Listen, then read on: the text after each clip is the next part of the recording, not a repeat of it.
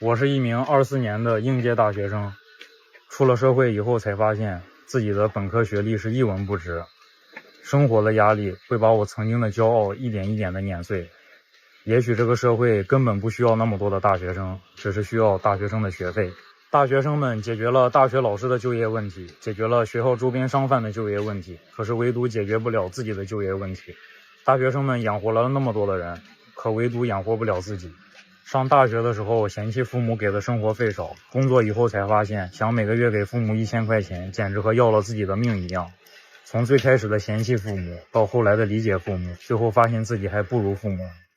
我是今年应届研究生毕业，然后截止到目前是0号状态。 I am a fresh graduate student of this year, and until now I am still in a state of 0 offers. To be honest, from the moment I started my postgraduate studies, I had been grinding non-stop, always thinking that as long as I worked hard enough, I would definitely find a decent job after graduation. In those 3 years, I won a national scholarship, participated in all kinds of innovation and entrepreneurship competitions, and went through many things. My resume almost became an obsession driven by my perfectionism. Later, I also interned at 2 major companies, and last July I was full of confidence, thinking it shouldn't be hard to find a job. But later I found that reality was completely different from what I imagined. The company I originally dreamed of joining turned out to be not good at all, so I lowered my expectations, but the more I lowered them, the more disappointed I became. People need to eat, so I went to check a job search website, but most of the results were read but not replied. Those who took the initiative to contact me were mostly positions like coffee shop worker, customer service, telemarketing, or front desk. That kind of huge drop really leaves you speechless, you know? I also understand that a degree may not decide everything in today's society, but I think a person must have a bottom line. This long robe of having a graduate degree is not something I can take off just because I want to. It is something my parents put on me little by little, and something I myself worked hard to earn. Since I'm already wearing it, I should not be casually told, if it doesn't work out, just go be a customer service rep.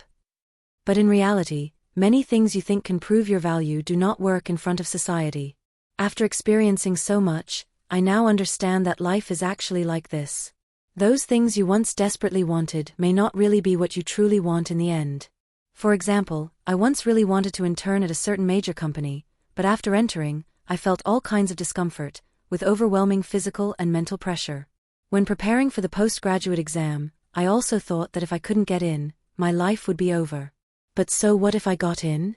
3 years later, I am still facing an even tougher job market. I gradually understood. What others call good is not necessarily your good. Only your own feet know whether the shoes fit, only you know whether the road is easy or hard. What others envy about your experience, they will never understand the pain you went through. So later I told myself not to be so obsessed. What if I can't find a job? It is just a small node in life. As long as we are still young, still have hope, and still have the courage to try, the future actually still has countless possibilities. Although I have no income now, I'm not afraid of not living a good life in the future.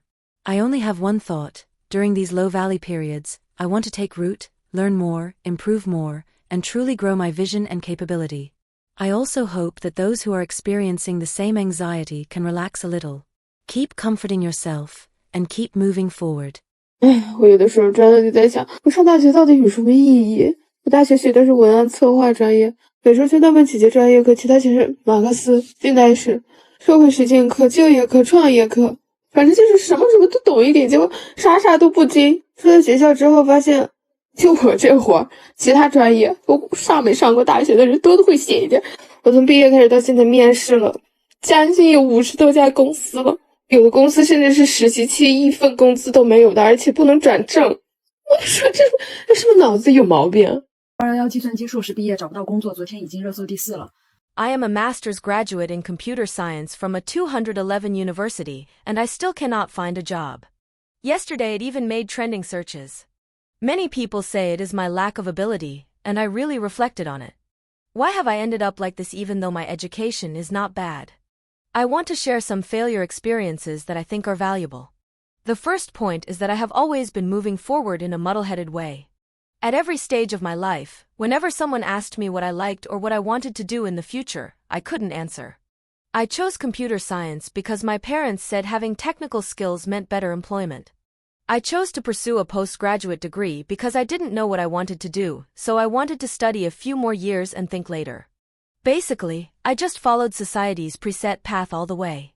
I never knew what I liked or what I was suited for. I never dreamed of being rich. My family is ordinary, but not to the point of letting me starve on the streets. I have never had a strong drive to pursue anything. Choices truly matter, and effort must be used in the right direction. The second point is that I was too stuck in student thinking, too rule-abiding, without the courage to break rules. I have a friend, just an ordinary bachelor's degree holder, who once interviewed for a Fortune 500 company in Shanghai. Her resume was eliminated in the first round. If I were her, I wouldn't even submit a resume after seeing the minimum requirements of the position. But she directly made a self-introduction PPT and sent it to the email of the direct manager, clearly telling the manager what hiring her would bring to the company. She pushed hard, she was proactive, and in the end the manager hired her. Ever since I was young, I was the kind who never dared to raise my hand in class, who never dared to fight for myself. My greatest courage was wanting to stay in Beijing and not leave. The reality is that in today's economic environment, if you don't fight, don't push, you will have no opportunity. The third point is that although I got into a decent school, deep down I am still insecure, and it has become a burden. I remember when I first graduated, whenever I encountered a problem at work, I didn't dare to ask the manager, afraid of exposing my lack of ability.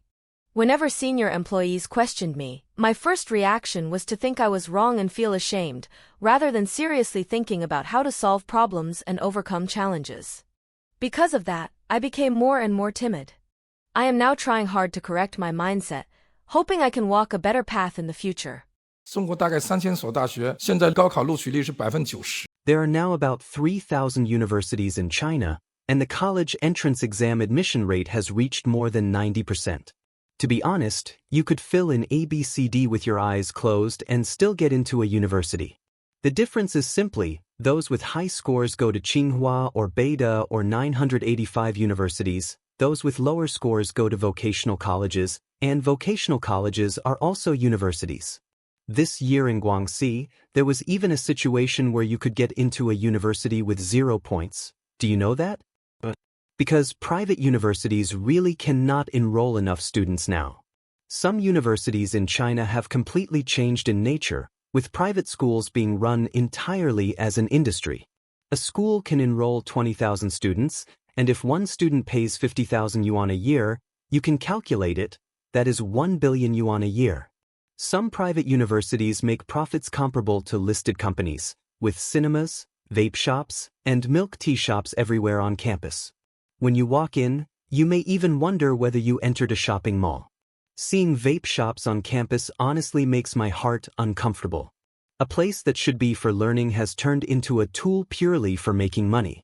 And most students there spend their days on video games, milk tea, and vapes.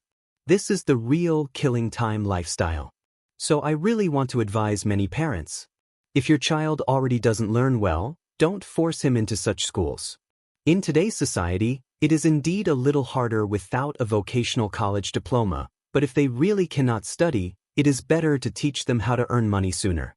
What do I mean? After you pay their tuition, stop giving them living expenses, let them earn for themselves. If they can't even make 2,000 or 3,000 yuan a month from part-time work, how can they survive in the future?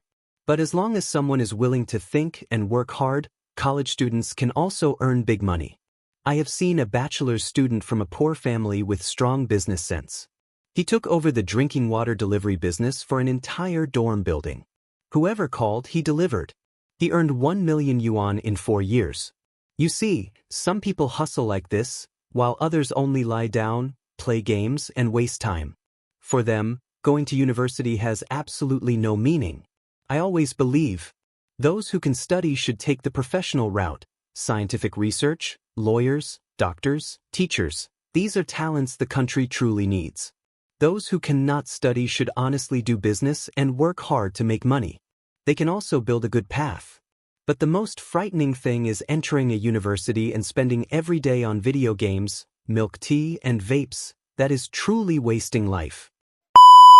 The thing that is depreciating the fastest in China today is not housing, but academic degrees. In 1978, during China's national college entrance exam, more than 400,000 students were admitted to universities nationwide. But by 2015, the number of college graduates had reached 7.49 million, and the country's employment situation became extremely severe. Another 10 years passed. By 2025, the number of college graduates reached 12.22 million this year, an increase of 63% compared to 10 years ago. The country simply does not have that many positions, so the employment rate for college graduates is less than 40%. So a school or a family is still satisfied with producing so-called high-scoring students. Everyone is chasing high university admission rates, and there is nothing wrong with that. But even if a child gets into a prestigious university, what does that really mean? Is it such an important thing? It is relatively no longer that important because the era has changed. Do you agree with my point of view? Feel free to leave your thoughts in the comments. I would love to hear your voice. If you enjoyed this video, don't forget to like and subscribe to the channel. I will see you in the next one.